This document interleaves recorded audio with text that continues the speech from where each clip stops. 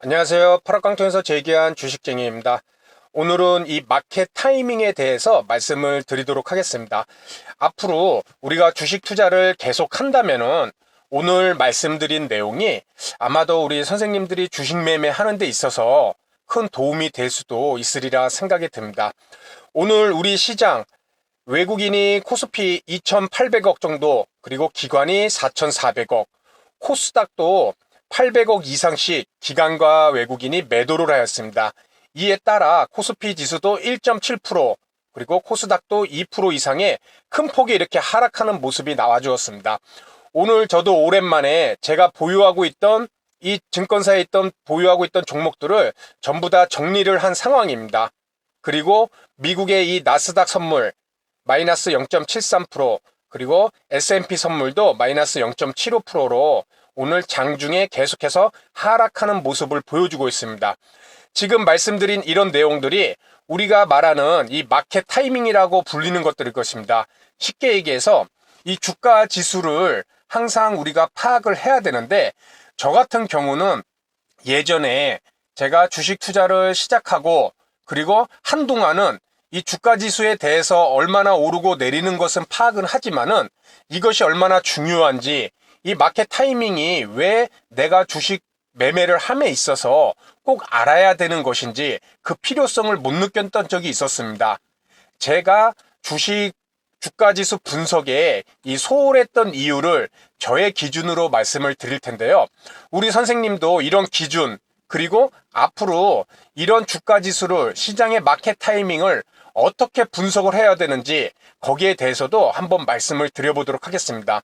먼저 저 같은 경우 이 주가 지수 분석, 이 마켓 타이밍에 대해서 소홀했던 이유는 직접적인 돈이 안 되기 때문이었습니다.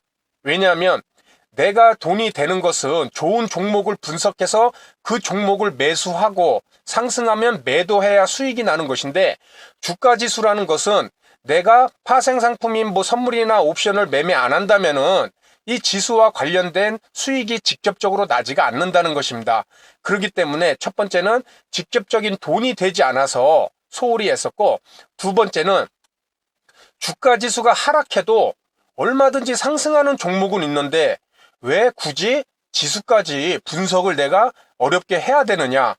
그 말은 나는 단타 매매를 주로 하니까 이런 주가 지수는 중요치 않냐고, 급등하는 종목만 장 초반에 잘 골라서 등락률 순위, 동시호가 시작할 때 예상 체결가 상승 종목, 그런 종목만 잘 골라서 단타 매매만 하면은 수익이 나는데 굳이 이 주가 지수까지 분석을 해야 되느냐. 아울러 주가 지수는 전문가나 분석하는 것이고, 나는 그런 신문이나 뉴스, 인터넷에 있는 기사만 참고해서 매매에 단순히 활용만 하면 된다. 그리고 마지막, 종목 분석할 시간도 어려운데, 그리고 종목 분석도 어려운데 시간도 없고 또 이런 주가 지수를 분석하는 것은 더더욱 어렵게 생각하기 때문에 제가 이 마켓 타이밍에 대해서 주가 지수를 분석하는 거에서 소홀했던 이유가 되었습니다. 하지만 주식 투자를 계속 함에 있어서 이 주가 지수, 마켓 타이밍을 파악한다는 것은 단타 매매를 하던, 스윙 투자를 하던, 또는 중기 투자를 하던 너무나 중요한 것이었습니다. 오늘 같은 경우 제가 이 포트폴리오를 다 비운 이유도 제가 주가 지수, 이 마켓 타이밍과 관련해서 제가 내가 갖고 있는 종목은 지금 시점에서는 좀 비울 필요가 있겠다, 그런 제가 개인적인 생각이 있었기 때문에 다 비워버렸습니다. 그렇다면은 우리가 이렇게 중요한 이 마켓 타이밍을 분석하는데 왜 이것이 어렵게 느껴지고 왜 이렇게 필요 없는 것처럼 생각했지만, 오늘 같은 장을 봤을 때 주가 지수를 이해한다는 게 얼마나 중요한지, 그리고 앞으로 우리가 주식 투자를 함에 있어서 항상 주가 지수를 분석을 해야 될 텐데 그것을 어떻게 쉽게 접근하는지 거기에 대해서 말씀을 드려보도록 하겠습니다. 먼저 우리가 마켓 타이밍을 분석하는 순서에서는 첫 번째로 시장, 전 세계적인 시장, 해외나 국내, 이 시장의 가장 큰 이슈를 먼저 파악을 해야 될 것입니다. 지금도 진행 중이지만 미중 무역 전쟁, 그리고 최근에 시장의 악재로 작용하고 있는 이런 우한 폐렴, 이런 전 세계적인 또는 국내에만 해당되는 이런 악재들이 무엇이 있는지, 이런 악재들이 해소될 기미가 있는지, 아니면 점점 더 악화될 상황이 있는 것인지, 이런 이슈들을 파악해야 앞으로 코스닥도 코스피도 또 미국 시장도 우리가 이해를 하고 접근을 할 수 있다는 것입니다. 그리고 두 번째는 국내 증시와 밀접한 국가 증시를 파악해야 된다는 것입니다. 어제도 말씀드렸지만 이런 미국, 다우와 나스닥, 그리고 중국 같은 경우는 지금 춘절이 이 우련 폐렴 때문에 휴장을 하고 있습니다. 2월 3일 날, 다음 달 2월 3일 날 개장인데, 이런 악재가 이 당사자인 중국 입장에서는 상당히 큰 주가의 하락을 유발시킬 수도 있을 것입니다. 그렇다면 2월 3일 날 우리도 대응을 할 때 중국 시장이 큰 폭의 하락이 일어난다면 우리 시장도 아무리 선반영을 했지만은 지수에 영향을 충분히 미칠 수도 있을 것입니다. 이런 식으로 미국, 중국, 홍콩, 일본 등 우리 국내 증시와 밀접한 국가의 증시도 매일매일 체크를 해야 될 것입니다. 세 번째는 국내 주가 지수를 뒤흔드는 대형주의 추세를 반드시 확인을 하고 있어야 됩니다. 이는 삼성전자, 그렇죠?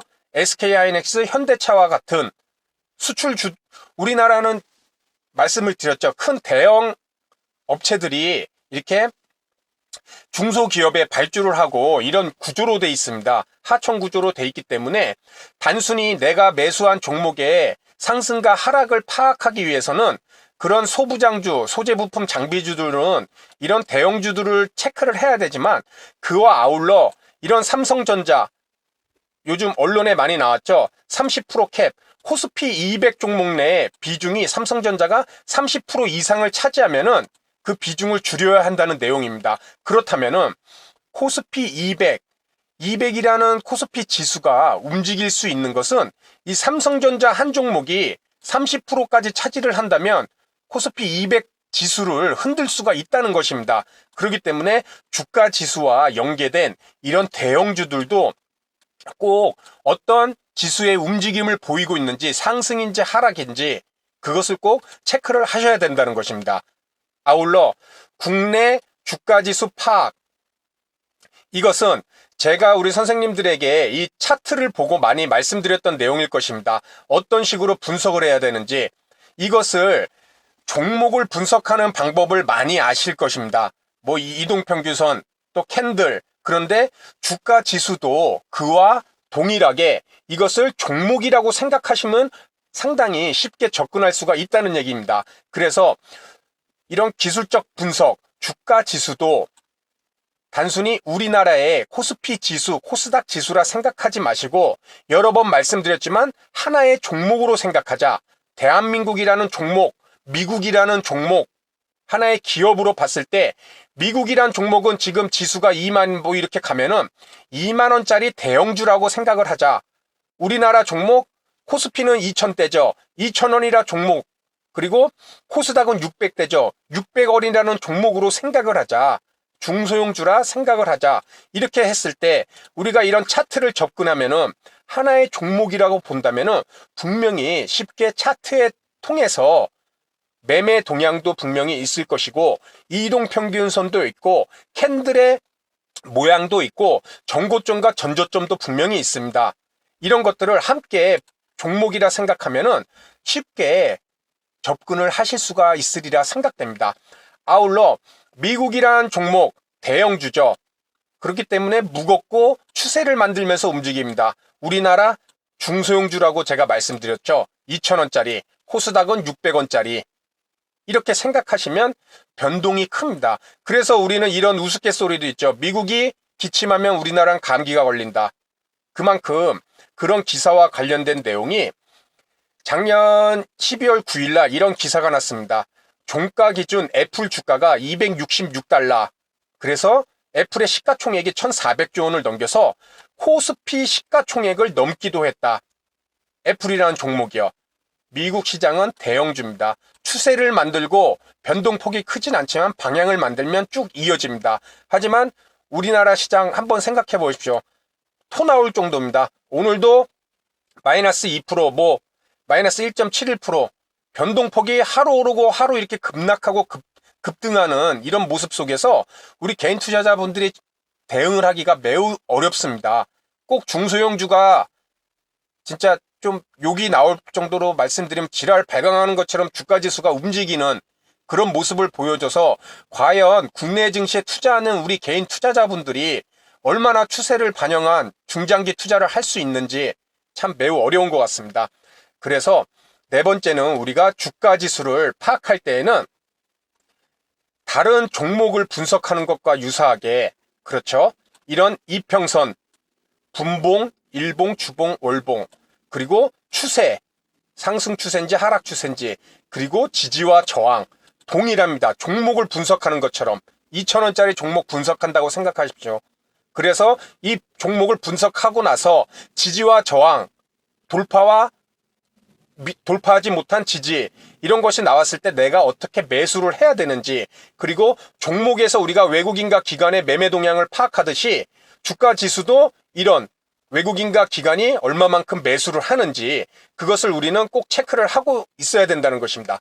아울러 이 코스닥 차트를 한번 보도록 하겠습니다. 먼저 외국인과 기관이 최근의 매매 동향 보시면은 외국인과 기관 오늘 800억씩 매도하였죠. 양매도. 전날에도 이렇게 300억, 90억 계속해서 매도가 나옵니다. 코스피 차트도 보도록 하겠습니다. 코스피도 보면은 외국인과 기관의 매매 동향, 기관 꾸준하게 금융투자 중심으로 매도 금액을 보십시오. 그렇죠? 계속해서 매도를 하고 있습니다. 그렇다면은 우리도 항상 지금 일봉을 봤을 때 잔파동을 그리면서 상승과 추세를 이어가고 있지만은 이 코스닥 차트의 월봉을 한번 돌이켜 보면은 제가 추세를 한번 추세선을 그어보도록 하겠습니다. 그렇죠? 계속해서 저항 라인을 맞으면서 우하향으로 계속 하락하고 있는 중입니다. 그리고 주봉을 또 보면은 주봉도 한번 추세대를 그려보면은 최근에 이런 계속해서 하락이 있었고 이 추세대를 깨는 이런 상승의 모습이 나와졌습니다. 그리고 그 추세대에서 지금 멈춰있는 상황. 그렇죠? 주봉의 20주선을 지금 지지 라인으로 지금 멈춰있는 상황입니다. 여기는 의미가 있을 것입니다. 이 추세대를 돌파했다는 건 주봉상으로요. 그리고 주봉상에서 중요한 20주선 그것을 지금 현재 지지하고 있습니다. 이 20주선을 깼을 때 우리는 다시 한번 이 마켓 타이밍에 대해서 심각하게 걱정을 해야 될 시기일 것 같습니다. 아울러 지금 주봉의 20주선을 지지를 하고 있다는 것은 그렇죠. 일봉의 91선이 되겠죠. 그렇죠. 91선을 지지하고 지금은 61선 그 아래 91선을 이탈했을 때 그 다음에 우리가 마켓 타이밍을 예상하는 것은 121선을 지지를 할 수 있는가 이런 식으로 시장의 차트를 통해서 주가지수 코스피든 코스닥 이런 주가지수도 하나의 종목이라 생각하면 우리가 충분히 이런 지지와 저항 이평선 캔들 그렇죠. 현재 이 전고점 부위를 크게 이탈한 모습이 나왔습니다. 그렇죠. 이탈해서 하락한 모습, 전고점에서 지지가 안 되고 이탈했다. 큰 폭의 하락이 나올 수 있겠죠. 이런 식으로 주가 지수도 우리가 종목처럼 이렇게 분석을 이평선과 캔들과 전저점과 전고점과 매매 동향과 거래량과 이렇게 접근을 한다면은 우리가 마켓 타이밍을 분명히 잡아볼 수 있다는 것입니다. 우리 선생님들 제 방송 계속 보신 선생님들은 아실 것입니다. 제가 이 바스켓 매매로 종목을 다량으로 매수했을 때가 이 캔들이었죠. 21선 지지하고 양봉이 나왔을 때 그렇죠. 이 캔들 마켓 타이밍을 제대로 잡은 거였습니다. 21선을 지지한 이날 12월 26일 날 종목을 대량 매수를 하고 제가 마켓 타이밍을 또 잘 읽고 여기서 그 종목들을 대부분 매도를 하였습니다. 수익률이 10% 20%짜리 종목들도 꽤 있었습니다. 여기서 매도를 했고 두 번째 매수한 지점은 장대 음봉 뒤에 이 양봉이었습니다. 이때도 바스켓 매매로 종목을 여러 종목 매수해서 우리 선생님들에게 아마 말씀을 드렸을 겁니다. 1월 9일 날 매수를 하고 매도는 이 음봉이 나왔을 때였습니다. 이것이 지금 단순하지만은 차트도 종목처럼 지지와 저항 그렇죠. 그래서 고점에서 이 이평선 240일 이평선이 저항이 돼서 뚫지 못하고 내려오는 모습을 보고 저도 대부분의 종목을 많이 매도를 하였습니다. 그리고 이 위치 장대 음봉이 나왔을 때 그 이후에 상승했을 때 이 양봉 부위에서 또 종목을 매수하고 그 다음 여기서 매도한 것은 이 361선이 또 장기 이평선이 저항 라인이 돼서 하락하는 모습. 그래서 여기서도 제가 보유했던 이때 매수했던 다량의 종목을 상당 부분 매도를 하였습니다. 마켓 타이밍이라는 것이 다른 것이 아니라 우리가 이런 주가 지수를 보고 어디에서 이평선에서 지지하는지, 어디 캔들에서 지지하는지, 어디를 저항점을 돌파를 하는지, 돌파를 못하고 저항이 돼서 맞고 떨어지는지, 이런 코스피와 코스닥의 차트를 보고도 우리가 이런 마켓 타이밍을 충분히 잡아볼 수 있을 것이고, 오늘 전 종목을 매도했던 것은 물론 주가 지수가 하락하고 그것이 이 외국인과 기관의 큰 폭의 양매도로 인해서 지수가 하락하는 모습을 보고 매도를 하였습니다. 그리고 아울러 현재 오늘 이 미국시의 나스닥 선물, S&P 선물이 지금 현재 시간 0.8%씩 하락하는 모습, 이것이 오늘 미국 정규 시장에 반영이 된다면 미국 시장도 약세를 면치 못할 것 같습니다. 이런 이유 때문에 오늘 저 같은 경우는 제 보유 종목을 전체 다 매도를 하였고, 다만 우리가 이런 주가 지수가 하락함에도 지수가 강하게 하락하는 날에도 종목을 매수하시는 분들 분명히 계실 것입니다. 그것은 상승 시 이런 소외감에 대한 두려움입니다. 다시 말씀드려서 내가 오늘 이렇게 주가가 하락하는데도 내가 이 종목을 매수하지 않으면 주가가 당일 장중 하락 마감하고 급반등을 할 수도 있겠다라는 생각, 그래서 그 수익을 놓칠 수 있겠다라는 생각, 그리고 오늘이 아니더라도 오늘처럼 이렇게 큰 폭의 하락이 나왔기 때문에 다음날 오를 수도 있을 거라는 기대감, 거기에 베팅을 또 하는 것이겠죠. 하지만 이는 손실을 고려하지 않은 매매 형태고, 물론 몇 번은 맞힐 수가 있을 것입니다. 하지만 결국 장기적으로 그런 잘못된 매매 습관은 큰 손실로 이어져서 자신의 계좌를 다 깎아먹는 그런 매매 습관이 될 수밖에 없다는 것입니다. 우리가 오늘 내일 장이 100% 오른다, 100% 내린다는 어느 누구도 알 수 없습니다. 지금 미 선물이 이렇게 마이너스로 큰 폭의 하락이 나타나고 있지만 미국 시장이 어떤 호재로 인해서 또 오늘장 상승할 수도 분명히 있습니다.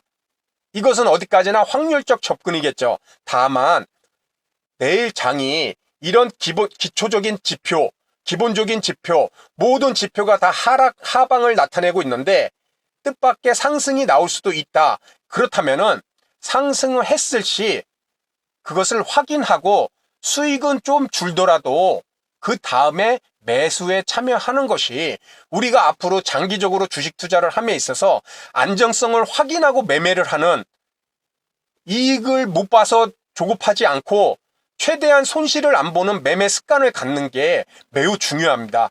저도 이런 습관을 갖고 이런 습관을 만드는 것에 상당히 어려움을 느꼈습니다. 그렇기 때문에 우리 선생님들도 주가 지수가 하락할 시 이런 주가 상승에 대한 소외의 두려움, 그런 것보다 손실이 안 나는 것에 만족하고 오르면 좀 수익이 줄더라도 오른 뒤에 매매를 하겠다, 그런 생각을 꼭 한번 해보시기 바랍니다. 그래서 오늘 말씀드린 내용은 우리가 시장의 마켓 타이밍을 왜 파악하기 어렵고 소홀했고, 그리고 이런 마켓 타이밍을 어떻게 분석하는 것이 우리 개인 투자자분들이 가장 쉽게 접근할 수 있는지, 그런 내용들에 대해서 말씀을 드렸습니다.